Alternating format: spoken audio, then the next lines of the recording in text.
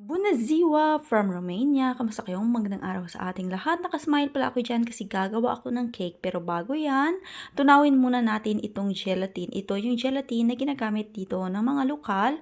At dahil nga wala akong gelatin ng Pinas, kaya yan na rin yung aking gagamitin. At ito naman is para sa aking gagawin na icing. And of course, gagamit tayo dyan ng electric mixer para mapabilis yung paghalo ng mga ingredients. Nagdagdag rin pala ako dyan ng cream cheese. Tapos itong aking konti na condensed milk, i-amistikat lang natin gamit itong mixer. Iba kasi talaga kapag electric mixer yung gagamitin mo kasi napakabilis talaga mag-emboss nitong ginagawa kong icing. At yung magiging dough naman nitong aking cake is itong biscuits na dinikdik ko. Biscuit ito ng Yana, tapos nilagyan ko lang siya ng butter para dumikit-dikit. At yan na pala yung icing na ginawa ko, nilagay ko na sa taas. Tapos maglalagay rin tayo dyan ng plastic at ilalagay natin ito sa ref. Kailangan talaga siyang tumigas para naman masarap yung ating kain tomorrow. So bukas na natin ipagpatuloy itong aking paglalagay ng decoration sa aking cake. Tapos may nabili rin pala ako last year ng mga kasangkapan para sa aking pagbe-bake.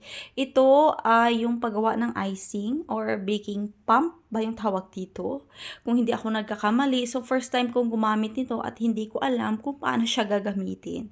At dahil nga nanood ako sa School of YouTube, so finally nalaman ko na kung paano siya gamitin at i-connect. Tapos yung mga naiwan ko na ibang icing is nilagay ko siya dyan para naman tomorrow is yan yung gagamitin ko para sa aking pang icing sa itaas or pang style. At ito na pala ang kinaumagahan continuation. At kinuha ko na nga itong cake doon sa may ref. So tanggalin na natin itong plastic na nakabalot sa kanya sa ibabaw. Tapos tanggalin na rin natin siya sa may baking pan. Kaya gumamit ako dyan na pang slice ng cake para tanggalin yung kanyang sa gilid kasi dumikit siya. So ayan yung kanyang itsura. O diba, yummers na itsura pa lang. So ayusin muna natin ito sa may gilid para naman maganda yung ating presentation. So ito na yung paglalagay ko ng kanyang decoration sa taas. So pagpasensyahan nyo na muna kasi yan talaga yung makakaya ko for now. Kailangan ko pa talagang pag-aralan kung paano sila maglagay ng magandang decoration at napakahirap pala. Sa katulad ko na first time gumawa ng pagganitong style, napakahirap siya pero kapag tiningnan mo sa mga pinapanood ko, napakadali lang pero kapag ako na yung gumawa, naku Diyos mayo. Napakahirap pala siya.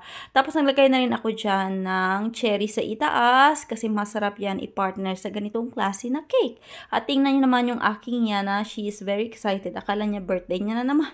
Kasi gumawa na naman ako ng cake. Every time kasi na gumagawa ako ng cake, akala niya birthday niya. Finally, ito na yung kanyang final outcome. O diba, kahit paano na iraos ko na rin itong aking pa-cake. So ilalagay natin siya dito sa may lalagyan ng cake para naman ma-feel natin na cake talaga siya. Tama na itong pag-flex ko ng aking ginawang cake kasi nag-aabang na yung aking abangers na kakain nitong cake.